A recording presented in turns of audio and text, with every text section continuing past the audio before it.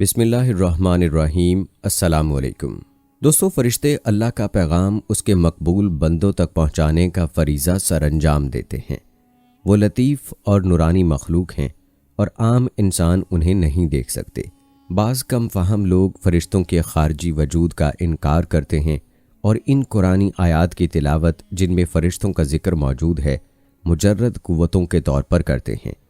اسلامی تعلیمات کی روشنی میں ایسے تصورات گمراہی پر مبنی ہیں۔ ملائکہ احکام الہی کی تعمیل کرنے والے معزز مخلوق ہیں۔ ان کے وجود اور ان سے متعلق تفصیلات کو ماننا ایمان بالملائکہ کہلاتا ہے۔ فرشتوں کی کوئی خاص صورت نہیں، صورت اور بدن ان کے حق میں ایسا ہے جیسے انسان کے لیے ان کا لباس۔ اللہ تعالیٰ نے انہیں یہ طاقت دی ہے کہ جو شکل چاہے اختیار کر لیں۔ ہاں، قرآن شریف سے یہ بات ثابت ہوتی ہے کہ ان کے بازو ہیں، اس پر ہمیں ایمان رکھنا چاہیے۔ یوں تو اللہ تعالیٰ نے بے شمار فرشتے پیدا فرمائے ہیں، تاہم یہ فرشتے زیادہ مشہور ہیں۔ حضرت جبرائیل علیہ السلام، حضرت میکائیل علیہ السلام، حضرت اسرافیل علیہ السلام، حضرت عزرائیل علیہ السلام۔ دوستو، آج کی اپنی اس ویڈیو میں ہم حضرت اسرافیل علیہ السلام کے بارے میں مکمل تفصیل سے بات کریں گے کہ آپ کون ہیں، آپ کے ذمے کیا کام ہے، آپ کی پیدائش کے پیچھے کون سا بڑا راز ہے، اللہ نے اسرافیل علیہ السلام کے آنسو کو گرنے سے کیوں روکا ہے، اگر آپ کا آنسو زمین پر گر گیا تو کیا ہوگا، سور کیا ہے، سور پھونکنے کے بعد کون سی 8 چیزیں باقی رہیں گی، روحوں کو سور میں کیوں رکھا جائے گا، سورہ اسرافیل میں کتنے سوراخ ہوں گے، اس کے علاوہ کچھ تذکرہ روز حشر کی ہولناکیوں کا کریں گے۔ ویڈیو بہت ہی معلوماتی ہونے والی ہے، لہٰذا ویڈیو کو آپ نے اسکپ نہیں کرنا اور آخر تک لازمی دیکھنا ہے۔ دوستو، اللہ تعالیٰ کے مقرر فرشتوں میں سے ایک فرشتہ حضرت اسرافیل علیہ السلام ہے۔ آپ علیہ السلام قرب قیامت کے وقت اللہ پاک کے حکم سے سور پھونکیں گے تو تمام لوگ ہلاک ہو جائیں گے۔ دوبارہ سور پھونکیں گے تو مرے ہوئے لوگ زندہ ہو کر میدان حشر کی طرف دوڑیں گے، جہاں ان کے اعمال کا محاسبہ ہوگا۔ قرآن مجید میں نفخہ سور کا ذکر ہے، البتہ اسرافیل علیہ السلام کا نام کہیں نہیں آیا۔ طبری، نسائی اور غزالی وغیرہ میں قیامت کے ضمن میں اسرافیل علیہ السلام کے تفصیلی حالات لکھے ہیں۔ حضرت اسرافیل علیہ السلام کو 4 مقرر فرشتوں میں سب سے پہلے تخلیق کیا گیا۔ حضرت اسرافیل علیہ السلام کو اللہ نے نہ صرف سور پھونکنے کے لیے مقرر کیا بلکہ ان کو روحی کے نام سے بھی جانا جاتا ہے، یعنی زندگی دینے والا۔ مگر کیسے؟ جب پوری دنیا سرد برف کی لپیٹ میں ہوتی ہے، جب درخت بغیر پتوں کے ہو جاتے ہیں، جانور اپنی بلوں میں گھس کر اس شدید موسم کے گزرنے کے انتظار میں ہوتے ہیں، تو اس وقت حضرت اسرافیل علیہ السلام کو ایک اور ذمہ داری دی جاتی ہے۔ بہار کے پہلے دن سے حضرت اسرافیل علیہ السلام زمین پر ایک نظر ڈالتے ہیں اور اپنی آنکھیں بند کر کے دعا پڑھتے ہیں۔ وہ دعا ایک نرم ہوا کی طرح زمین پر پھیل جاتی ہے اور زمین پر موجود ہر چیز کو ایک نیا روپ دیتی ہے، ان کو جگاتی ہے جو سوئے رہتے ہیں۔ یہ دعا پھولوں کو باہر نکالتی ہے، درختوں کو ایک بار پھر ہرا بھرا کر دیتی ہے، پرندے چہچہانے لگتے ہیں اور دنیا میں ہر طرف ایک نئی تازگی کا آغاز ہوتا ہے۔ حضرت اسرافیل علیہ السلام دنیا کے اس بدلتے دور کو دیکھتے ہیں اور اللہ کے حکم پر وہ زمین میں زندگی کی ایک نئی روح پھونک دیتے ہیں، اور یہ قیامت کے دن تک ایسا ہی چلتا رہے گا۔ حضرت اسرافیل علیہ السلام کی پیدائش میں اللہ کا ایک بہت بڑا راز ہے۔ یہ بھی ہے کہ حضرت اسرافیل علیہ السلام کی ہر ایک سانس پر اللہ ایک فرشتے کو پیدا فرماتا ہے، جو فرشتے اللہ کی عظیم قدرت کا ایک ریفلیکشن ہے۔ یہ فرشتے قیامت تک اللہ کی حمد و ثنا بیان کرتے رہیں گے۔ حضرت اسرافیل علیہ السلام ہر روز 3 بار جہنم کی طرف دیکھتے ہیں، جہاں وہ جہنمیوں کے دردناک عذاب کا نظارہ کرتے ہیں، جس عذاب کو دیکھ کر ان کی آنکھ میں شدید درد اور غم کی وجہ سے آنسو نکلتے ہیں، جس میں دنیا کا تمام غم چھپا ہوتا ہے۔ اگر حضرت اسرافیل علیہ السلام کے آنسو کا ایک قطرہ بھی زمین پر گرا تو یہ دنیا ایک بار پھر طوفان نوح کی طرح ایک طوفان دیکھے گی جو زمین پر موجود ہر پہاڑ اور ہر انسان کو بہا کر لے جائے گا۔ لیکن اللہ کے حکم پر وہ آنسو زمین پر نہیں گرتے، اس لیے زمین کا بیلنس برابر ہے اور یہاں زندگی اسی طرح چل رہی ہے۔ حضرت اسرافیل علیہ السلام بھی باقی تمام مخلوقات کی طرح موت کی نیند سوئیں گے۔ آپ آسمانوں کی تخلیق کے بعد اللہ نے سور کو پیدا فرمایا اور اسے حضرت اسرافیل علیہ السلام کو سونپا۔ تب اسرائیل علیہ السلام نے سور کو اپنے منہ میں پکڑا اور نظر اللہ کے عرش پر کر دی۔ ایک حدیث پاک میں آپ صلی اللہ علیہ وآلہ وسلم نے ارشاد فرمایا کہ اس سور کے آگے یہ تمام زمین اور آسمان نہایت چھوٹے ہیں، یعنی تمام زمین و آسمان اس سور میں سما سکتے ہیں۔ اس سور میں اتنے سوراخ ہیں جتنے حضرت آدم علیہ السلام قیامت تک کے آخری دن تک لوگوں کی تعداد، جس میں ہر سوراخ ہر وہ انسان ہے جو قیامت کے بعد دوبارہ زندہ کیا جائے گا۔ جب حضرت اسرافیل علیہ السلام اس سور کو پھونکیں گے تو نہ صرف اس زندگی کا اختتام بلکہ ایک اور نہ ختم ہونے والی زندگی کا آغاز بھی ہوگا۔ دوستو، سورہ اسرافیل اس چیخ کا نام ہے جس سے پوری کائنات زلزلے میں آ جائے گی۔ قرآن کریم سورہ واقعہ میں ہے کہ یاد کرو وہ واقعہ جو دل دہلا کر رکھ دے گا۔ کیا ہے وہ دل دہلا دینے والا واقعہ؟ اور تمہیں کیا معلوم کہ وہ دل دہلا دینے والا واقعہ کیا ہے؟ جس دن سارے لوگ پھیلے ہوئے پروانوں کی طرح ہو جائیں گے اور پہاڑ دھنکی ہوئی رنگین اون کی طرح ہو جائیں گے۔ جس شخص کے پلڑے وزنی ہوں گے، یعنی جس نے دنیا میں اچھے اعمال کیے ہوں گے، تو وہ من پسند زندگی میں ہوگا، یعنی جنت میں ہوگا، اور جس کے پلڑے ہلکے ہوں گے، یعنی جس نے دنیا میں اپنی خواہش کی اتباع کی ہوگی، تو اس کا ٹھکانہ ایک گہرا گڑھا ہوگا۔ اور تمہیں کیا معلوم وہ گہرا گڑھا کیا چیز ہے؟ وہ ایک دہکتی ہوئی آگ ہے جس میں اللہ کی نافرمانوں اور گناہ گاروں کو ڈالا جائے گا۔ قرآن و حدیث کی روشنی میں پوری امت مسلمہ کا اتفاق ہے کہ ایک روز حضرت اسرافیل علیہ السلام کے سور سے پوری کائنات میں ایسا زلزلہ آئے گا کہ دودھ پلانے والی مائیں اپنے دودھ پیتے بچوں کو بھول جائیں گی اور حاملہ عورتوں کے حمل ساقط ہو جائیں گے۔ چیخ و پکار اور زلزلے کی شدت بڑھ جائے گی جس سے تمام انسان اور جانور مرنا شروع ہو جائیں گے، یہاں تک کہ کائنات میں کوئی بھی زندہ باقی نہ بچے گا۔ جیسے کہ سورہ رحمان میں اللہ تعالیٰ ارشاد فرماتا ہے، اس زمین میں جو کوئی ہے وہ فنا ہونے والا ہے اور صرف تمہارے پروردگار کی جلال والی فضل کرم والی ذات باقی رہ جائے گی۔ اللہ تعالیٰ نے قرآن مجید میں اس دن کا بار بار ذکر فرمایا ہے۔ صرف یوم القیامہ کا لفظ 80 جگہ پر وارد ہوا ہے۔ دیگر مذہبی کتابوں میں بھی اس دن کا تذکرہ ملتا ہے، حتیٰ کہ عیسائی اور یہودی بھی اس دن کو برحق مانتے ہیں۔ عقل کا تقاضا بھی یہی ہے کہ دنیا کے اس عظیم نظام کا آخر کوئی اہم مقصد ضرور ہونا چاہیے، اور اس عجیب و غریب نظام کو چلانے والی ایک بہت بڑی ذات ہونی چاہیے جس کی طاقت کا اندازہ ہم نہیں لگا سکتے، اور اس دنیا میں کیے گئے اچھے اور برے اعمال کو جزا یا سزا بھی ملنی چاہیے۔ اللہ تعالیٰ نے قرآن مجید میں مختلف انداز سے اس دن کی ہولناکی کا ذکر کیا ہے۔ چند آیات کا ترجمہ پیش خدمت ہے۔ سورہ تکویر میں ہے کہ جب سورج لپیٹ دیا جائے گا اور جب ستارے ٹوٹ ٹوٹ کر گریں گے اور جب پہاڑوں کو چلایا جائے گا اور جب سمندروں میں طغیانی آ جائے گی اور جب آسمان کا چھلکا اتار دیا جائے گا اور جب دوزخ بھڑکائی جائے گی اور جب جنت قریب کر دی جائے گی، تو اس وقت ہر شخص کو اپنا سارا کیا دھرا معلوم ہو جائے گا۔ اسی طرح سورہ انفطار میں ہے، جب آسمان چڑھ جائے گا اور جب ستارے جھڑ جائیں گے اور جب سمندروں کو ابال دیا جائے گا اور سب قبریں اکھاڑ دی جائیں گی، اس وقت ہر شخص کو پتہ چل جائے گا کہ اس نے آگے کیا بھیجا ہے اور کیا پیچھے چھوڑا، یعنی کیا اعمال کیے۔ دوستو، روز قیامت کے حوالے سے اللہ تعالیٰ کا ارشاد ہے، جب آسمان پھٹ جائے گا، جب زمین کو کھینچ دیا جائے گا، یعنی زمین کو ربڑ کی طرح کھینچ کر موجودہ سائز سے بڑا کر دیا جائے گا تاکہ اس میں دنیا کے وجود سے لے کر قیامت تک کے سارے لوگ سما سکیں، اور اس کے اندر جو کچھ ہے وہ اسے باہر پھینک دے گی اور خالی ہو جائے گی۔ اے انسان، تو اپنے پروردگار کے پاس پہنچنے تک مسلسل کسی محنت اللہ کی اطاعت میں لگا رہے گا یہاں تک کہ اس سے جا ملے گا۔ سورہ انشقاق۔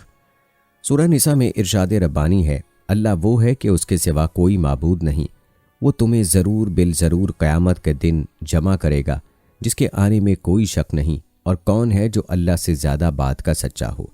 ایک اور جگہ پر ہے، یقین جانو فیصلے کا دن ایک متعین وقت ہے، جس دن سور پھونکا جائے گا تو تم سب فوج در فوج چلے آؤ گے، اور جب آسمان کھول دیا جائے گا تو اس کے دروازے ہی دروازے بن جائیں گے، اور جب پہاڑوں کو چلایا جائے گا تو وہ ریت کے ذرات کی شکل اختیار کر لیں گے۔ دوستو، قیامت کا دن 50,000 سال کے برابر ہوگا، جیسا کہ اللہ تعالیٰ نے اپنے کلام میں ذکر فرمایا ہے، لیکن قیامت کب آئے گی اللہ تعالیٰ کے سوا کسی کو اس کا علم نہیں ہے۔ جیسا کہ اللہ تعالیٰ نے قرآن مجید میں متعدد مرتبہ ذکر فرمایا، اس وقت صرف ایک آیت پیش ہے۔ لوگ آپ سے قیامت کے متعلق پوچھتے ہیں کہ وہ کب واقع ہوگی، تو آپ فرما دیجئے کہ اس کا علم صرف میرے رب کے پاس ہے، وہی اسے اپنے وقت پر کھول کر دکھائے گا، کوئی اور نہیں۔ وہ آسمان اور زمین میں بڑی بھاری چیز ہے، جب آئے گی تو تمہارے پاس اچانک آ جائے گی۔ سورہ اعراف۔ حضور اکرم صلی اللہ علیہ وآلہ وسلم نے ایک مرتبہ شہادت اور درمیان والی انگلی کو ملا کر ارشاد فرمایا کہ جس طرح یہ دونوں انگلیاں ایک دوسرے سے ملی ہوئی ہیں، بس سمجھیں کہ میں بھی قیامت کے ساتھ اس طرح بھیجا گیا ہوں۔ یعنی حضور اکرم صلی اللہ علیہ وآلہ وسلم اور قیامت کے درمیان کا وقت دنیا کے وجود سے لے کر حضور اکرم صلی اللہ علیہ وآلہ وسلم کی بعثت تک گزرے ہوئے اس زمانے کے مقابلے میں بہت کم ہے۔ حضور صلی اللہ علیہ وآلہ وسلم نے ارشاد فرمایا کہ حضرت اسرافیل علیہ السلام اپنی پیدائش کے وقت سے لے کر اب تک سور اپنے منہ میں رکھے ہوئے ہیں، اللہ تعالیٰ کے حکم کے انتظار میں ہیں۔ جیسے ہی حکم ہوگا ویسے ہی وہ سور پھونک دیں گے۔ پہلے سور کے بعد اس وقت موجود ساری مخلوق مر جائے گی اور دوسرے سور کے بعد زندہ ہو جائے گی۔ دونوں سور پھونکنے کی درمیانی مدت اللہ ہی جانتا ہے۔ حضرت اسرافیل علیہ السلام کی ذمہ داری سور پھونکنا ہے۔ یہ ایک بار قیامت کے قریب اللہ کے حکم سے سور پھونکیں گے تو سب لوگ ہلاک ہو جائیں گے، پھر دوبارہ پھونکیں گے تو سب لوگ زندہ ہو جائیں گے اور میدان حشر کی طرف دوڑیں گے۔ جب ان کے اعمال کا حساب ہوگا، حضرت ابو ہریرہ رضی اللہ تعالی عنہ سے روایت ہے، حضور پاک صلی اللہ علیہ وآلہ وسلم نے ارشاد فرمایا، اسرائیل علیہ السلام جب سے سور پھونکنے پر مقرر ہوئے ہیں تب سے تیار ہیں، عرش کے ارد گرد اس خوف سے نظر کر رہے ہیں کہ نظر جھپکنے سے پہلے حکم نہ دے دیا جائے۔ اس کی دونوں آنکھیں چمک گویا چمکدار ستارہ ہیں۔ آپ صلی اللہ علیہ وآلہ وسلم اسی فرشتے کے بارے میں فرماتے تھے کہ کیسے خوش رہ سکتا ہے جب کہ سینگ والا اپنا سور منہ میں رکھے ہوئے ہے اور اپنی پیشانی جھکائے ہوئے ہے اور منتظر ہے کہ کب حکم ملے کہ سور پھونک دوں۔ صحابہ رضی اللہ تعالی عنہ نے عرض کیا، حضور صلی اللہ علیہ وآلہ وسلم ہمیں کیا کہنا چاہیے؟ آپ نے فرمایا، یوں کہو، حسبنا اللہ و نعم الوکیل، الی اللہ توکلنا۔ دوستو، سور کے بارے میں مزید آپ کو بتاتے چلیں کہ ایک دفعہ ایک اعرابی نے سوال کیا، یا رسول اللہ صلی اللہ علیہ وآلہ وسلم، سور کیا ہے؟ پیارے نبی صلی اللہ علیہ وآلہ وسلم نے ارشاد فرمایا، یعنی سور ایک سینگ ہے جس میں پھونکا جائے گا۔ حضرت اسرافیل علیہ السلام جب پہلی مرتبہ سور پھونکیں گے، جسے نفخۃ الفناء کہتے ہیں، اس کے اثرات اس طرح ظاہر ہوں گے، اس سور پھونکنے سے پہلے جن پر موت نہیں آئی تھی وہ سب جاندار مر جائیں گے۔ جو سور پھونکنے سے پہلے وفات تو ہو چکے تھے لیکن ان کے روحیں ان کے جسم میں لوٹا دی گئی تھیں، جیسے انبیاء اکرام علیہ السلام، ان پر صرف بے ہوشی طاری ہوگی۔ جنہیں اللہ پاک چاہے گا وہ بے ہوش بھی نہیں ہوں گے، جیسے 4 بڑے فرشتے، حوریں اور حضرت موسیٰ علیہ السلام، کیونکہ آپ علیہ السلام دنیا میں ایک بار بے ہوش ہو چکے تھے، اسی بے ہوشی کو اس کا بدلہ بنا دیا جائے گا۔ پھر قیامت کے دن اٹھائے جانے کے لیے حضرت اسرافیل علیہ السلام دوسری مرتبہ سور پھونکیں گے، جسے نفخۃ البعث کہتے ہیں، تو اللہ پاک اس وقت تمام ارواح کو اس سور میں جمع فرما دے گا کہ جس میں بے شمار سوراخ ہوں گے۔ پھر وہ ساری روحیں اس سور سے نکل کر اپنے اجسام میں منتقل ہو جائیں گی۔ کچھ لوگ ایسے بھی ہیں جو سور پھونکے جانے سے بھی بے ہوش نہیں ہوں گے، جن کا تذکرہ ابھی گزرا۔ اسی طرح شہداء بھی بے ہوش نہیں ہوں گے۔ چنانچہ نبی کریم صلی اللہ علیہ وآلہ وسلم نے ارشاد فرمایا، میں نے جبرائیل علیہ السلام سے اس آیت سے متعلق پوچھا، اور سور پھونکا جائے گا تو وہ بے ہوش ہو جائیں گے، جتنے آسمانوں میں ہیں اور جتنے زمینوں میں، مگر جسے اللہ چاہے۔ پھر وہ دوبارہ پھونکا جائے گا، جب ہی وہ دیکھتے ہوئے کھڑے ہو جائیں گے، یعنی وہ کون لوگ ہیں جنہیں اللہ کریم بے ہوش نہیں کرنا چاہتا؟ تو انہوں نے کہا، وہ شہداء ہیں جو عرش کے ارد گرد اپنی تلواریں گردن میں ٹکائے ہیں۔ دوستو، سور کس دن پھونکا جائے گا، اس بارے میں ہمارے پیارے نبی صلی اللہ علیہ وآلہ وسلم نے ارشاد فرمایا، تمہارے دنوں میں افضل ترین جمعے کا دن ہے، اس میں سور پھونکا جائے گا اور اسی میں پکڑ ہوگی۔ حکیم الامت حضرت مفتی احمد یار خان رحمہ اللہ اس کی شرح میں فرماتے ہیں، قیامت کا پہلا نفخہ بھی جمعے کو ہوگا، جس پر سب فنا یا بے ہوش ہوں گے، اور دوسرا نفخہ بھی جمعے کو ہوگا، جس میں سب اٹھیں گے، اور رب تعالیٰ کا غضب والا فیصلہ کفار کے جہنم میں جانے کا بھی جمعے کو ہی ہوگا۔ پکڑ سے مراد ہے یا جنگ بدر جمعے کو ہوئی جو کفار کی پکڑ تھی۔ خیال رہے کہ قیامت میں نہ سورج ہوگا نہ دن رات، لیکن اگر یہ ہوتا اور دن رات ہوتے رہتے تو یہ اٹھنا اور پکڑ وغیرہ جمعے کو ہوتی۔ حضرت امام قرطبی رحمۃ اللہ علیہ فرماتے ہیں کہ ہمارے علماء نے فرمایا، امتوں کا اس بات پر اجماع ہے کہ حضرت اسرافیل علیہ السلام ہی سور پھونکیں گے۔ نبی کریم صلی اللہ علیہ وآلہ وسلم نے فرمایا، سور پھونکنے والے 2 فرشتے اپنے ہاتھوں میں 2 سینگ لیے نگاہیں جمائے منتظر ہیں کہ کب سور پھونکنے کا حکم دیا جاتا ہے۔ ایک بار سور پھونکنے کے بعد دوسری مرتبہ 40 سال کے بعد سور پھونکا جائے گا، جیسا کہ حضرت سیدنا ابو ہریرہ رضی اللہ تعالیٰ عنہ سے روایت ہے کہ نبی کریم صلی اللہ علیہ وآلہ وسلم نے فرمایا 2 نفخوں کی درمیانی مدت 40 سال ہے۔ دوستو، حضرت اسرافیل علیہ السلام سور پھونکیں گے اور حضرت اسرائیل علیہ السلام یعنی ملک الموت لوگوں کی روحیں قبض کریں گے۔ اس دوران شیطان کی روح بھی قبض کی جائے گی اور اسے اتنی تکلیف پہنچائی جائے گی جتنی دنیا کے تمام انسانوں کو موت کے وقت ہوئی ہوگی۔ 6 ماہ تک سور پھونکے جانے کے بعد دنیا کی ہر چیز ریزہ ریزہ ہو جائے گی، آسمان اور ستاروں کا نشان مٹ جائے گا، تمام انسان ہلاک ہو جائیں گے، فرشتے بھی مر جائیں گے، تو اس وقت صرف 8 چیزیں باقی رہیں گی۔ ان 8 چیزوں میں پہلی اللہ تعالیٰ کا عرش، دوسری اللہ کی کرسی، تیسری لوح، چوتھی قلم، 5ویں جنت، 6ٹھی دوزخ، 7ویں سور اور 8ویں چیز جو باقی بچے گی وہ روحیں ہوں گی، لیکن روحوں کو بھی بے خودی ضرور ہوگی۔ شاہ رفیع الدین محدث دہلوی کے مطابق بعض علماء محدثین کے نزدیک ہی 8ویں چیز بھی کچھ دیر کے لیے معدوم ہو جائیں گی اور صرف اللہ کی ذات باقی رہے گی۔ اس وقت جب اللہ کی ذات کے سوا کوئی باقی نہیں رہے گا تو اللہ تعالیٰ فرمائے گا کہ کہاں ہیں حکومتوں کے دعوے دار اور بادشاہ، کس کے لیے آج کی سلطنت ہے؟ پھر اللہ تعالیٰ خود ہی ارشاد فرمائے گا کہ تمام سلطنت خدائے واحد و قہار کے لیے ہے۔ اس کے بعد ایک وقت تک صرف اللہ کی ذات ہی موجود رہے گی۔ اس کے بعد ایک مدت کے بعد اللہ تعالیٰ خود ہی تمام چیزوں کو دوبارہ پیدا کرے گا۔ اس دوران کتنا عرصہ ہوگا یہ اللہ کے سوا کوئی نہیں جانتا۔ زمین اس وقت ایسی ہوگی کہ اس میں عمارتوں، درختوں، پہاڑوں اور سمندروں وغیرہ کا نشان تک نہیں ہوگا۔ اس کے بعد جس مقام پر سے لوگوں کو اللہ چاہے گا وہیں سے ان کو زندہ کرے گا۔ انسانوں کو دوبارہ زندہ کرنے کا طریقہ یہ ہوگا کہ پہلے ان کی ریڑھ کی ہڈیوں کو زندہ کیا جائے گا اور پھر ان کے جسموں کے باقی اعضاء کو اس سے جوڑ دیا جائے گا۔ جب تمام جسم تیار ہو جائیں گے تو سب روحوں کو سور میں رکھا جائے گا۔ اس کے بعد اللہ تعالیٰ ایک بار پھر حضرت اسرافیل علیہ السلام کو حکم دے گا کہ سور کو پوری طاقت کے ساتھ پھونکو۔ اس وقت اللہ تعالیٰ ارشاد فرمائے گا، قسم ہے میری عزت و جلال کی، کوئی روح بھی اپنے ڈھانچے کے علاوہ کہیں نہ جائے۔ اللہ کا یہ حکم سن کر تمام روحیں اس طرح اپنے اپنے جسموں میں چلی جائیں گی جس طرح پرندے اپنے گھونسلوں میں چلے جاتے ہیں۔ یہاں یہ واضح رہے کہ سورہ اسرافیل میں روحوں کی تعداد کے مطابق سوراخ ہیں۔ جب دوسری بار سور پھونکا جائے گا تو تمام روحیں پرندوں کی طرح نکل کر اپنے جسمانی ڈھانچوں میں داخل ہو جائیں گی اور ہمیشہ ہمیشہ کے لیے ان کا تعلق جسموں کے ساتھ قائم ہو جائے گا اور سب کے سب زندہ ہو جائیں گے۔ اس کے بعد پھر سور پھونکا جائے گا جس کی وجہ سے زمین پھٹ جائے گی اور لوگوں کو باہر نکال دے گی۔ لوگ گرتے پڑتے سور کی آواز کی طرف دوڑیں گے۔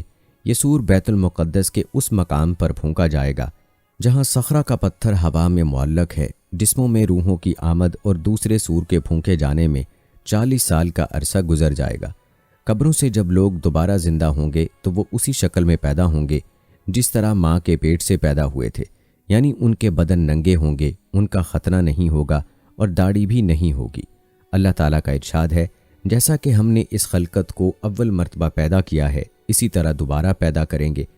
جب انسان زندہ ہوں گے ان کے سر کے بال اور منہ میں دانت ہوں گے، جبکہ سب لوگ جو دنیا میں جسمانی معذور تھے وہ بھی درست اعضاء کے ساتھ ہوں گے۔ دوستو، دنیا کے وجود سے قیامت تک سارے انسان میدان حشر میں جمع ہوں گے۔ حضور اکرم صلی اللہ علیہ وآلہ وسلم نے ارشاد فرمایا، قیامت کے دن سورج مخلوق سے صرف میل بھر کے فاصلے پر آ جائے گا اور لوگ اپنے اعمال کے مطابق پسینے میں ڈوبے ہوئے ہوں گے۔ کوئی ٹخنوں تک، کوئی گھٹنوں تک پسینے میں ڈوبا ہوا ہوگا، لیکن نیک لوگوں کے لیے حشر کا 50,000 سال کا طویل عرصہ ایک گھڑی کے برابر محسوس ہوگا۔ حشر کی گرمی، پسینہ اور طویل مدت سے تنگ آ کر اللہ کے نافرمان لوگ دعا کریں گے کہ یا اللہ ہمیں حشر سے نجات دے، خواہ انہیں جہنم میں ہی ڈال دیا جائے۔ حوض کوثر قیامت کے دن میدان میں ہوگا۔ حوض کوثر پر نبی اکرم صلی اللہ علیہ وآلہ وسلم کی امت جنت میں داخل ہونے سے پہلے پانی پیے گی۔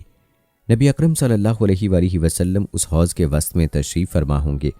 حوض کوثر کا پانی دودھ سے زیادہ سفید، برف سے زیادہ ٹھنڈا، شہد سے زیادہ میٹھا ہوگا۔ اس کی تہ کی مٹی مشک سے زیادہ خوشبودار ہوگی۔ جو اس کا پانی پی لے گا پھر کبھی پیاس نہ لگے گی۔ قیامت کے دن گرمی اپنے شباب پر ہوگی اور ہر آدمی کو بمشکل 2 قدم رکھنے کے لیے جگہ ملے گی، مگر اس سخت پریشانی کے وقت بھی 7 قسم کے افراد ہیں جنہیں اللہ تعالیٰ اپنی رحمت کے سائے میں جگہ عطا فرمائے گا اور اس دن اس کے سائے کے سوا کوئی سایہ نہ ہوگا۔ ایک انصاف پسند بادشاہ، دوسرا وہ نوجوان جس نے اپنی جوانی اللہ کی عبادت میں لگائی، تیسرا اللہ کا وہ نیک بندہ جس کا دل مسجد میں اٹکا ہوا ہو یعنی وقت پر نماز ادا کرتا ہو، چوتھا وہ شخص جو اللہ کے لیے محبت کرتا ہو اور اللہ کے لیے دشمنی کرتا ہو، پانچواں شخص وہ ہے جسے خوبصورت لڑکی بدکاری کی دعوت دے تو کہہ دے کہ میں اللہ سے ڈرتا ہوں، چھٹا وہ شخص جو چپکے سے لوگوں کی مالی مدد کرے، اور ساتواں خوش نصیب شخص وہ ہے جس نے تنہائی میں اللہ کو یاد کیا ہو اور اللہ کے خوف سے اس کے آنسو بہہ گئے ہوں۔ دوستو، میدان حشر کے مناظر میں سب سے پہلے جس منظر کا سامنا انسانوں کو ہوگا وہ منظر سور پھونکنے کا منظر ہی ہوگا، جس کا آغاز حضرت اسرافیل علیہ السلام ہی کریں گے۔ سور کی وہ آواز ہوگی جو قیامت کا الارم ثابت ہوگی۔ جیسے اسرافیل علیہ السلام سور کو اپنے منہ میں لیے ہوئے اپنی پیشانی جھکائے ہوئے حکم الہی کے منتظر ہیں۔ طبرانی کی روایت میں حضور اکرم صلی اللہ علیہ وآلہ وسلم فرماتے ہیں کہ اللہ تعالیٰ نے آسمان و زمین کی پیدائش کے بعد سور کو پیدا کیا اور اسے اسرافیل کو دیا۔ وہ اسے لیے ہوئے ہیں اور عرش کی طرف نگاہ جمائے ہوئے ہیں کہ کب حکم ہو اور میں اسے پھونک دوں۔ اسی طرح سیدنا ابو ہریرہ رضی اللہ تعالیٰ عنہ فرماتے ہیں، میں نے دریافت کیا یا رسول اللہ صلی اللہ علیہ وآلہ وسلم، سور کیا ہے؟ آپ صلی اللہ علیہ وآلہ وسلم نے فرمایا، ایک نرسنگا ہے۔ میں نے کہا وہ کیسا؟ آپ صلی اللہ علیہ وآلہ وسلم نے فرمایا، بہت ہی بڑا ہے، واللہ اس کے دائرے کی چوڑائی آسمان و زمین کے دائرے کے برابر ہے۔ اس میں سے 3 نفقے جائیں گے، پہلا گھبراہٹ کا، دوسرا بے ہوشی کا، تیسرا رب العالمین کے سامنے کھڑے ہونے کا۔ اول جب باری تعالیٰ اسرافیل کو سور پھونکنے کا حکم دے گا تو وہ پھونک دیں گے، جس میں آسمان و زمین کی تمام مخلوقات گھبرا اٹھے گی مگر جسے اللہ چاہے۔ بہت دیر تک یہی گھبراہٹ کا عالم رہے گا، پھر اللہ تبارک و تعالیٰ جبرائیل کو بے ہوشی کے نفخے کا ہوگا، نفخہ کے گھومتے ہی زمین و آسمان کی تمام مخلوق بے ہوش ہو جائے گی مگر جسے اللہ چاہے، اور اچانک سب مر جائیں گے۔ ملک الموت اللہ تعالیٰ کے حضور میں حاضر ہو کر عرض کریں گے، اے باری تعالیٰ، زمین و آسمان کی تمام مخلوق مر گئی مگر جیسے تو نے چاہا۔ اللہ تعالیٰ باوجود علم کے سوال کرے گا کہ بتاؤ اب کون کون باقی ہیں؟ وہ جواب دیں گے، تو باقی ہے، تجھ پر کبھی فنا نہیں۔ اور عرش کے اٹھانے والے فرشتے اور جبرائیل اور میکائیل، اس وقت عرش کو زبان ملے گی اور کہے گا، اے پروردگار، کیا جبرائیل اور میکائیل علیہ السلام بھی مریں گے؟ اللہ تعالیٰ فرمائے گا، میں نے اپنے عرش سے نیچے والوں پر سب پر موت لکھ دی ہے، چنانچہ یہ دونوں بھی فوت ہو جائیں گے۔ پھر ملک الموت رب جبار کے پاس آئیں گے اور خبر دیں گے کہ جبرائیل اور میکائیل علیہ السلام بھی انتقال کر گئے۔ اللہ تعالیٰ علم کے باوجود پھر دریافت کرے گا کہ اب کون باقی ہے؟ ملک الموت جواب دیں گے کہ باقی ایک تو ہے، ایسی بقا والا جس پر فنا ہی نہیں ہے، اور تیرے عرش کے اٹھانے والے۔ اللہ فرمائے گا، عرش کے اٹھانے والے بھی مر جائیں گے، اس وقت وہ بھی مر جائیں گے۔ پھر اللہ کے حکم سے اسرافیل علیہ السلام سے سور کو عرش لے لے گا۔ ملک الموت حاضر ہو کر عرض کریں گے، یا اللہ، عرش کو اٹھانے والے فرشتے بھی مر گئے۔ اللہ تعالیٰ فرمائے گا، حالانکہ وہ خوب جانتا ہے کہ اب باقی کون رہا۔ ملک الموت جواب دیں گے، ایک تو ہی ہے جس پر موت ہی نہیں، اور ایک تیرا غلام میں۔ اللہ تبارک و تعالیٰ فرمائے گا، تو بھی میری مخلوق میں سے ایک مخلوق ہے، تجھے میں نے ایک کام کے لیے پیدا کیا تھا جسے تو کر چکا ہے، اب تو بھی مر جا۔ چنانچہ وہ بھی مر جائیں گے۔ اب اللہ تعالیٰ اکیلا باقی رہ جائے گا، جو غلبے والا، یگانگت والا، بغیر ماں باپ کے اور بغیر اولاد کے ہیں۔ جس طرح مخلوق کے پیدا کرنے سے پہلے وہ یکتا اور اکیلا تھا، پھر آسمانوں اور زمینوں کو وہ اس طرح لپیٹ لے گا جیسے دفتری کاغذ کو لپیٹتا ہے۔ پھر انہیں 3 مرتبہ الٹ پلٹ کرے گا اور فرمائے گا، میں جبار ہوں، میں کبریائی والا ہوں۔ پھر 3 مرتبہ فرمائے گا، آج ملک کا مالک کون ہے؟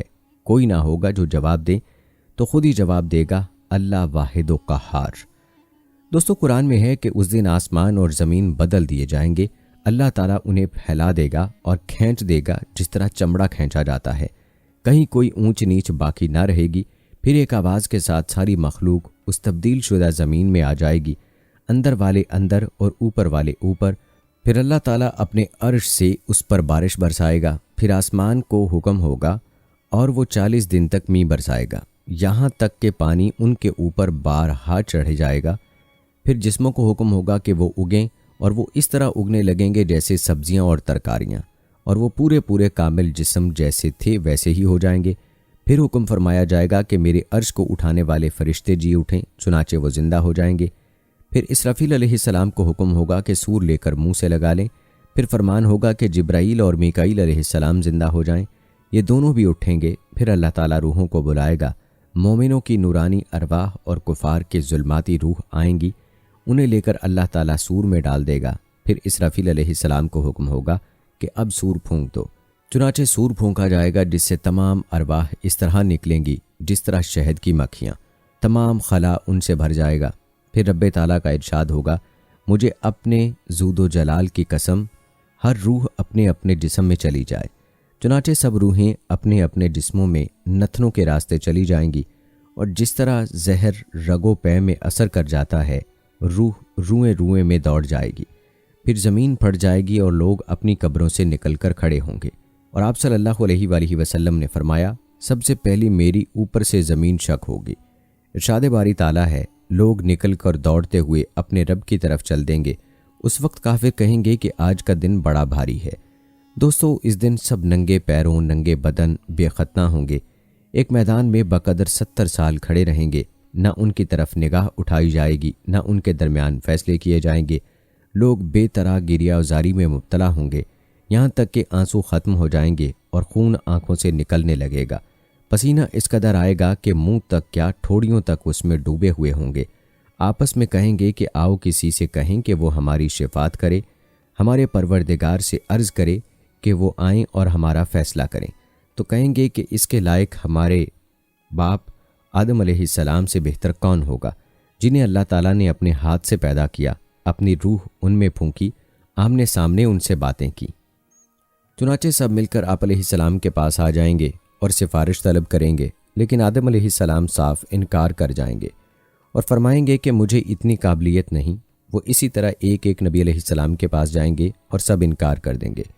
حضور صلی اللہ علیہ وآلہ وسلم فرماتے ہیں کہ سب میرے پاس آئیں گے، میں عرش کے آگے جاؤں گا اور سجدے میں گر پڑوں گا۔ اللہ تعالیٰ میرے پاس فرشتے بھیجے گا، وہ میرا بازو تھام کر مجھے سجدے سے اٹھائے گا۔ اللہ تعالیٰ فرمائے گا، اے محمد صلی اللہ علیہ وآلہ وسلم، میں جواب دوں گا، ہاں اے میرے رب۔ اللہ عز و جل باوجود عالم کل ہونے کے مجھ سے دریافت فرمائے گا کہ کیا بات ہے۔ میں کہوں گا، یا اللہ، تو نے مجھ سے شفاعت کی قبولیت کا وعدہ فرمایا ہے، اپنی مخلوق کے بارے میں میری شفاعت قبول فرما اور ان کے فیصلوں کے لیے تشریف لے آ۔ رب العالمین فرمائے گا، میں نے تیری سفارش قبول کی اور میں آ کر تم میں فیصلے کیے دیتا ہوں۔ میں لوٹ کر لوگوں کے ساتھ ٹھہر جاؤں گا کہ ناگہاں آسمانوں سے ایک بہت بڑا دھماکہ سنائی دے گا، جس سے لوگ خوفزدہ ہو جائیں گے۔ اتنے میں آسمان کے فرشتے منتشر ہوں گے، جن کی تعداد کل انسانوں اور ساری جنوں کے برابر ہوگی۔ جب وہ زمین کے قریب پہنچیں گے تو ان کے نور سے زمین جگمگا اٹھے گی، وہ صفیں باندھ کر کھڑے ہو جائیں گے۔ سب ان سے دریافت کریں گے کہ کیا تم میں ہمارا رب آیا ہے؟ وہ جواب دیں گے، نہیں۔ پھر اس تعداد سے بھی زیادہ تعداد میں اور فرشتے آئیں گے۔ آخر ہمارا رب عز و جل ابر کے سائے میں نزول فرمائے گا اور فرشتے بھی اس کے ساتھ ہوں گے۔ اس کا عرش اس دن 8 فرشتے اٹھائے ہوئے ہوں گے۔ یاد رہے کہ اس وقت عرش کے اٹھائے جانے والے 4 فرشتے ہیں۔ ان کے قدم آخری نیچے والی زمین کی تہ میں ہیں۔ زمین و آسمان ان کے نصف جسم کے مقابلے میں ہے۔ ان کے کاندھوں پر عرش الہی ہے۔ ان کی زبانیں ہر وقت اللہ تبارک و تعالیٰ کی پاکیزگی کے بیان میں تر ہیں۔ پھر اللہ جس جگہ چاہے گا اپنی کرسی زمین پر رکھے گا اور بلند آواز سے فرمائے گا، اے جنوں اور انسانوں، میں نے تمہیں جس دن پیدا کیا تھا اس دن سے آج تک میں خاموش رہا، تمہاری باتیں سنتا رہا، تمہارے اعمال دیکھتا رہا۔ سنو، تمہارے اعمال نامے میرے سامنے پڑھے جائیں گے۔ جو اس میں بھلائی پائے گا وہ اللہ کی حمد کرے، اور جو اس میں اور کچھ پائے وہ اپنی جان کو ملامت کرے۔ پھر اللہ تعالیٰ کے حکم سے جہنم میں دہکتی ہوئی ایک گردن نکلے گی۔ اللہ تعالیٰ فرمائے گا، اے آدم کی اولاد، کیا میں نے تم سے عہد نہیں لیا تھا کہ شیطان کی پوجا نہ کرو؟ وہ تمہارا کھلا دشمن ہے، اور صرف میری ہی عبادت کرتے رہنا یہی سیدھی راہ ہے۔ شیطان نے تو بہت سی مخلوق کو گمراہ کر دیا، کیا تمہیں عقل نہیں؟ یہ ہے وہ جہنم جس کا تم سے وعدہ کیا تھا اور جسے تم جھٹلاتے تھے۔ اے گناہ گارو، آج تم نیک بندوں سے الگ ہو جاؤ۔ اس فرمان کے ساتھ ہی بد لوگ نیکوں سے الگ ہو جائیں گے۔ تمام امتیں گھٹنوں کے بل گر پڑیں گی، جیسے کہ قرآن مجید میں ہے کہ تو ہر امت کو گھٹنوں کے بل گرے ہوئے دیکھے گا۔ ہر امت اپنے نامہ اعمال کی طرف بلائی جائے گی۔ پھر اللہ تعالیٰ اپنی مخلوق میں فیصلے کرے گا۔ پہلے جانوروں میں فیصلے ہوں گے، یہاں تک کہ بے سینگ والی بکری کا بدلہ سینگ والی بکری سے لیا جائے گا۔ جب کسی کا کسی کے ذمے کوئی دعویٰ باقی نہ رہے گا تو اللہ تعالیٰ انہیں فرمائے گا تم سب مٹی ہو جاؤ۔ اس فرمان کے ساتھ ہی تمام جانور مٹی بن جائیں گے۔ فرمان باری تعالیٰ ہے کہ اس وقت کافر بھی یہی آرزو کریں گے کہ کاش ہم بھی مٹی ہو جاتے۔ پھر اللہ تبارک و تعالیٰ اپنے بندوں کے فیصلے شروع کرے گا۔ سب سے پہلے قتل و خون کا فیصلہ ہوگا۔ اللہ تعالیٰ اپنی راہ کے شہیدوں کو بھی بلائے گا۔ ان کے ہاتھوں سے قتل شدہ لوگ اپنا سر اٹھائے ہوئے حاضر ہوں گے، رگوں سے خون بہہ رہا ہوگا۔ کہیں گے اے باری تعالیٰ، اس سے دریافت کر کے اس نے مجھے کیوں قتل کیا؟ بس باوجود علم کے اللہ عز و جل مجاہدین سے پوچھے گا کہ تم نے انہیں کیوں قتل کیا؟ تو وہ جواب دیں گے کہ اس لیے کہ تیری بات بلند ہو اور تیری عزت ہو۔ اللہ تعالیٰ فرمائے گا تم سچے ہو۔ اس وقت ان کا چہرہ نورانی ہو جائے گا، سورج کی طرح چمکنے لگے گا، اور فرشتے انہیں اپنے جھرمٹ میں لے کر جھنڈے کی طرف چلیں گے۔ پھر باقی اور تمام قاتل اور مقتول اسی طرح پیش ہوں گے۔ جو نفس ظلم سے قتل کیا گیا ہے اس کا بدلہ ظالم قاتل سے دلوایا جائے گا۔ اس طرح ہر مظلوم کو ظالم سے بدلہ دلوایا جائے گا، یہاں تک کہ جو شخص دودھ میں پانی ملا کر بیچتا تھا اس سے فرمایا جائے گا کہ اپنے دودھ سے پانی جدا کر دے۔ ان فیصلوں کے بعد ایک منادی با آواز بلند ندا کرے گا جسے سب سنیں گے۔ ہر عابد اپنے معبود کے پیچھے ہو لے، اور اللہ کے سوا جس نے کسی اور کی عبادت کی وہ جہنم میں چل دے۔ دوستو، ہر انسان اپنے اپنے اعمال کے اعتبار سے اٹھے گا۔ ہر ایک کو 2 فرشتے پکڑیں گے اور میدان حشر میں لے جائیں گے۔ سب میدان حشر میں پہنچیں گے۔ سورج 1 میل کے فاصلے سے تپش پھینک رہا ہوگا۔ سب لوگ اپنے اپنے اعمال کے اعتبار سے پسینے میں ڈوبے ہوئے ہوں گے۔ 50,000 سال کا ایک دن بہت سخت ہوگا۔ لوگوں کی حالت ایک نشہ کیے ہوئے شخص کی طرح ہوگی۔ ہر نبی اپنا حوض لگا کر اپنی امت کو پانی پلائے گا۔ نبی کریم صلی اللہ علیہ وآلہ وسلم بھی اپنی امت کو سوائے کافروں، مشرکوں، منافقوں، مرتدوں اور بدعتیوں کے سب کو حوض کوثر کا جام پلائیں گے۔ دور سے زیادہ سفید، شہد سے زیادہ میٹھا پانی جو ایک بار پی لے گا پھر اس لمبے ترین دن میں اسے دوبارہ پیاس نہیں لگے گی۔ پھر لوگ پریشان ہوں گے کہ اگلی کارروائی شروع ہو۔ سب لوگ مل کر جناب آدم علیہ السلام کے پاس جائیں گے کہ اللہ تعالیٰ سے التجا کیجیے کہ حساب و کتاب شروع ہو اور اس دن کی سختی دور ہو، مگر وہ معذرت کر لیں گے۔ اس طرح لوگ نوح علیہ السلام، ابراہیم علیہ السلام، موسیٰ علیہ السلام، عیسیٰ علیہ السلام کے پاس جائیں گے، وہ سب معذرت کر لیں گے۔ پھر آخر میں لوگ جناب محمد صلی اللہ علیہ وآلہ وسلم کے پاس آئیں گے تو آپ صلی اللہ علیہ وآلہ وسلم اللہ سے دعا فرمائیں گے، اللہ تعالیٰ کے فرشتے آپ کو مقام محمود پر لے جائیں گے جو اللہ کے عرش کے پاس ہے۔ وہاں آپ سجدہ ریز ہو جائیں گے، اللہ کی حمد و ثنا بیان کریں گے۔ پھر اللہ کی طرف سے حکم ہوگا آپ اٹھیں اور مانگیں، اللہ عطا فرمائے گا، اور سوال کریں، اللہ پورا کرے گا۔ پھر آپ حساب و کتاب کے لیے سفارش کریں گے جو قبول ہوگی۔ صحیح مسلم کی روایت میں ہے کہ سب سے پہلے زمین میں سے حضرت محمد مصطفیٰ احمد مجتبیٰ صلی اللہ علیہ وآلہ وسلم اٹھیں گے۔ آپ کے بعد حضرت عیسیٰ علیہ السلام، اور اس کے بعد جگہ جگہ سے انبیاء علیہ السلام اٹھیں گے۔ اس کے بعد صدیقین، شہداء اور صالحین اٹھیں گے۔ اس کے بعد مومنین، پھر فاسقین، پھر کفار، تھوڑی تھوڑی دیر بعد ایک دوسرے کے بعد برآمد ہوں گے۔ اللہ عز و جل میدان حشر میں براجمان ہوں گے۔ اللہ کا عرش 8 فرشتوں نے اٹھایا ہوا ہوگا۔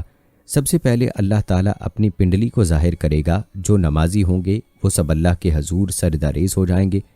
باقی لوگوں کی کمر تخت بن جائے گی اور وہ اللہ کے حضور سجدہ نہیں کر سکیں گے۔ پھر عدالت الہی کی کارروائی شروع ہوگی اور چند اہم امور سلسلہ وار مکمل ہوں گے، اور ان میں نامہ اعمال کی تقسیم بھی شامل ہوگی۔ سب کے ہاتھوں میں نامہ اعمال دیا جائے گا، اہل ایمان کے دائیں ہاتھ میں اور کفار مشرکین کے بائیں ہاتھ میں۔ اہل ایمان تو خوش ہو کر دوسروں کو اپنا نامہ اعمال دکھائیں گے اور پڑھائیں گے، جبکہ کفار اور مشرکین پریشان ہوں گے اور کہیں گے کہ کاش ہمیں یہ نہ دیا جاتا اور ہمیں ہمارا حساب معلوم ہی نہ ہوتا۔ دوستو، نامہ اعمال کی تقسیم کے بعد سوال و جواب ہوں گے۔ مشرکین اور کافروں سے سوال ہوں گے۔ وہ ہر چیز کا انکار کریں گے اللہ کے علاوہ جن کی مشرک عبادت، پوجا اور نظر و نیاز کرتے ہوں گے، ان کو بطور گواہ لایا جائے گا۔ وہ سب اس چیز کا انکار کر دیں گے۔ پھر اللہ ان کے منہ پر مہر لگا دے گا اور ان کے عذاب بول کر ان کے خلاف گواہی دیں گے، اور پھر وہ ان پر افسوس و حیرت کریں گے۔ نیز میدان محشر میں دیگر کئی ایک سوال ہوں گے، عمر کے بارے میں، جوانی، رزق، علم کے متعلق۔ اسی طرح حقوق اللہ میں سب سے پہلے نماز، اور حقوق العباد میں سے قتل و خون اور جھگڑوں کے متعلق سوال ہوگا۔ ہر ایک کے متعلق عدالت الہی میں عدل سے فیصلہ ہوگا۔ دوستو، تمام حجت کے لیے پھر اللہ تعالیٰ سب کو اعمال کا وزن کرے گا۔ جس کی نیکیوں کا پلڑا بھاری ہوگا وہ کامیاب ہوگا، اور جس کی نیکیوں کا پلڑا ہلکا اور برائیوں کا پلڑا بھاری ہوگا وہ ناکام ہو جائیں گے۔ بلکہ بعض کا تو حال اعمال کے اعتبار سے اس قدر برا ہوگا کہ ان کا ترازو ہی نہیں لگے گا، اور بعضوں کی نیکیوں کا وزن بہت زیادہ ہوگا۔ وہاں کوئی کسی کے کام نہیں آئے گا، یہاں تک کہ اگر کسی کی ایک نیکی کی وجہ سے اس کی ناکامی ہوگی تو وہ سب سے مانگے گا، لیکن کوئی اسے ایک نیکی نہیں دے گا۔ وہاں نہ بیٹا کام آئے گا، نہ باپ اور نہ ماں، ان سب کو اپنی اپنی فکر ہوگی۔ دوستو، اعمال کے وزن کے بعد سب کو پل صراط سے گزرنا پڑے گا۔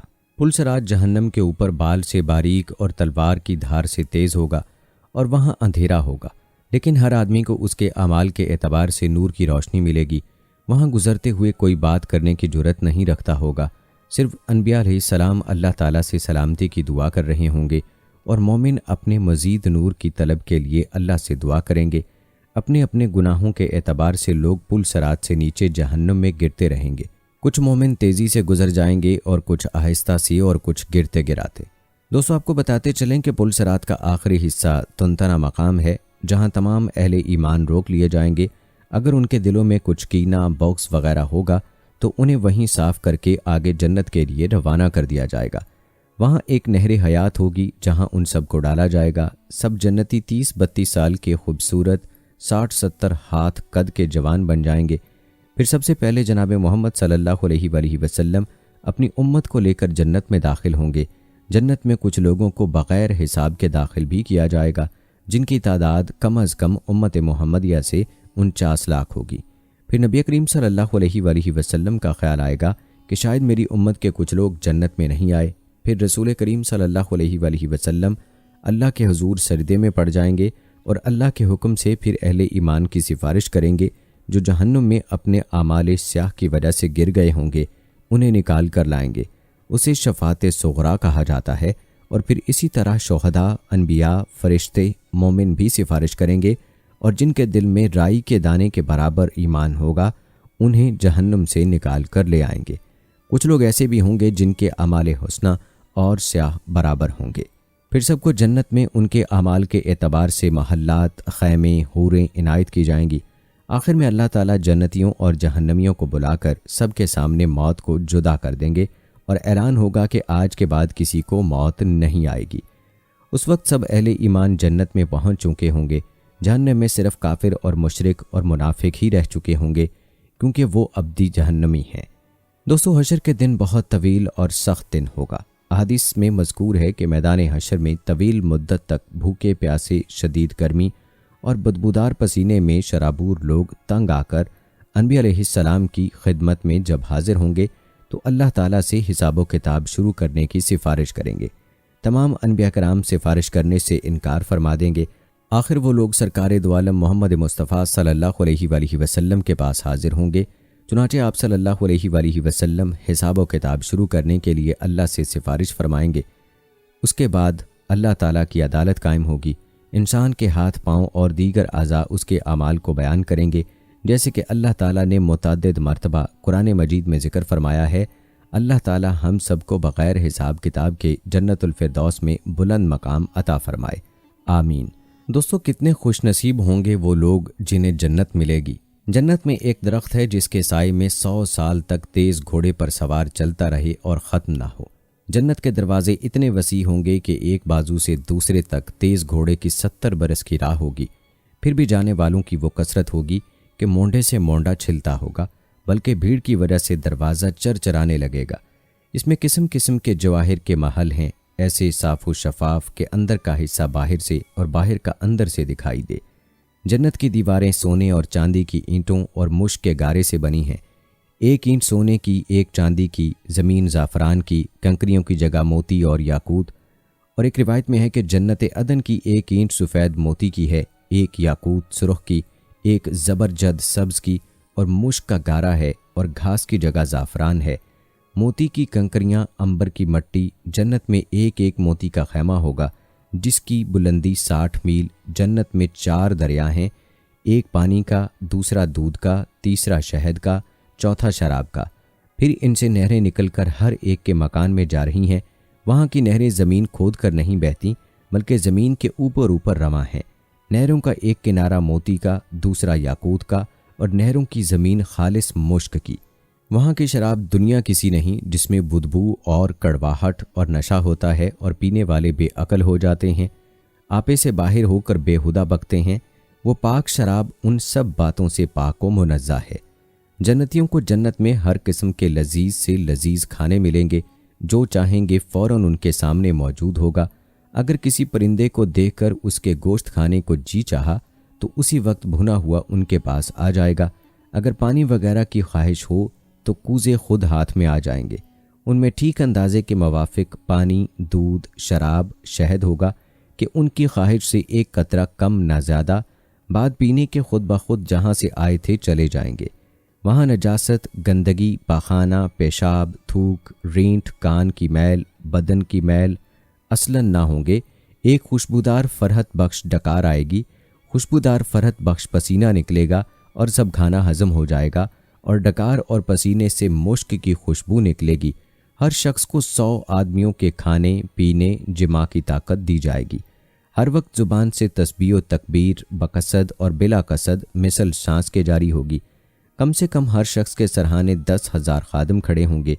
خادموں میں ہر ایک کے ہاتھ میں چاندی کا پیالہ ہوگا اور دوسرے ہاتھ میں سونے کا، اور ہر پیالے میں نئے نئے رنگ کی نعمت ہوگی۔ جتنا کھاتا جائے گا لذت میں کمی نہ ہوگی بلکہ زیادتی ہوگی۔ ہر نوالے میں 70 مزے ہوں گے، ہر مزہ دوسرے سے ممتاز۔ وہ مان محسوس ہوں گے، ایک کا احساس دوسرے سے مانے نہ ہوگا۔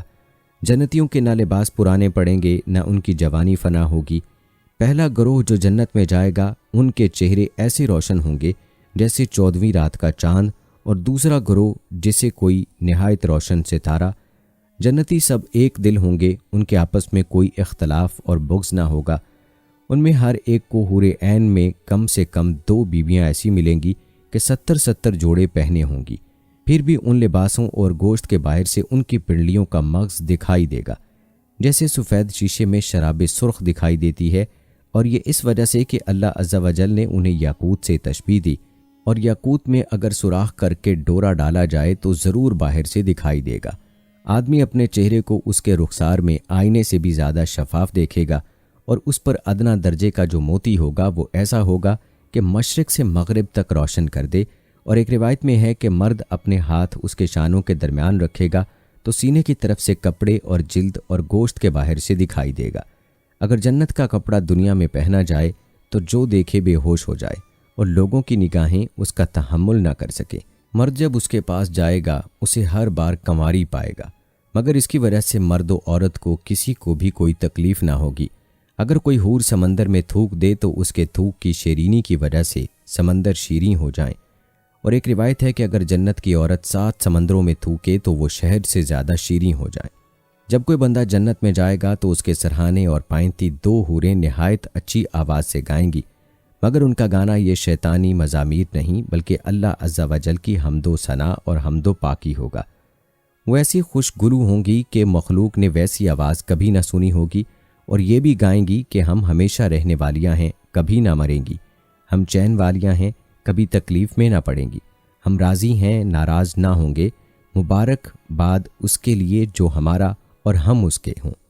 سر کے بال اور پلکوں اور بھوؤں کے سوا جنتی کے بدن پر کہیں بال نہ ہوں گے، سب بے ریش ہوں گے، سرمگی آنکھیں 30 برس کی عمر کے معلوم ہوں گے، کبھی اس سے زیادہ معلوم نہ ہوں گے۔ ادنا جنتی کے لیے 80,000 خادم اور 72 بیویاں ہوں گی، اور ان کو ایسے تاج ملیں گے کہ اس کا ادنا موتی مشرق و مغرب کے درمیان کو روشن کر دے۔ تو دوستو، یہ وہ انعامات ہیں جنتی کے لیے جو اللہ تعالیٰ نے بتائے ہیں۔ اگر نیک اعمال کیے اور اللہ اور نبی کریم صلی اللہ علیہ وآلہ وسلم کے بتائے ہوئے طریقوں کے مطابق زندگی کو گزارا تو جنت میں جائیں گے۔ اللہ سے دعا ہے کہ اللہ تعالیٰ ہمارے تمام کبیرہ صغیرہ گناہوں کو معاف کرے، جانے انجانے میں جو خطائیں جو لغزشیں ہوئی ہیں ان کو معاف کرے، اپنا خاص کرم اور رحم ہم پر نازل فرمائے، اپنے اور نبی کریم صلی اللہ علیہ وآلہ وسلم کے بتائے ہوئے طریقوں کے مطابق زندگی گزارنے کی توفیق عطا فرمائے، ہمیں ویسا بنا دے جیسا وہ چاہتا ہے، جسے وہ پسند کرتا ہے، اور ہمارا اختتام ہمارا خاتمہ بھی ایمان کی حالت میں کر اور ہمیں نیک موت عطا فرمائے اور ہمیں اپنے نیک بندوں میں شامل کر لے، آمین ثم آمین۔ تو دوستو، یہ تھی ہماری آج کی ویڈیو۔ امید کرتے ہیں کہ آپ کو ہماری آج کی یہ ویڈیو ضرور پسند آئی ہوگی۔ اگر آپ کو ہماری آج کی یہ ویڈیو پسند آئی ہے تو اس ویڈیو کو لائک کریں، اپنے پیاروں سے شیئر کریں، چینل کو سبسکرائب کر کے بیل نوٹیفیکیشن کو ضرور آن کر لیں تاکہ لیٹسٹ اپلوڈ ہونے والی ویڈیوز کا نوٹیفیکیشن آپ کو بر وقت ملتا رہے۔ مجھے اگلی ویڈیو تک اجازت دیں، فی امان اللہ۔